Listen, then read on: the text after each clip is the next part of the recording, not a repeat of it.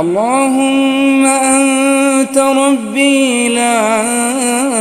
إله إلا أنت، خلقتني وأنا عبدك، وأنا على عهدك ووعدك ما استطعت،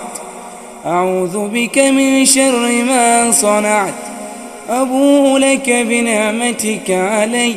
وأبوء بذنبي فاغفر لي، فإنه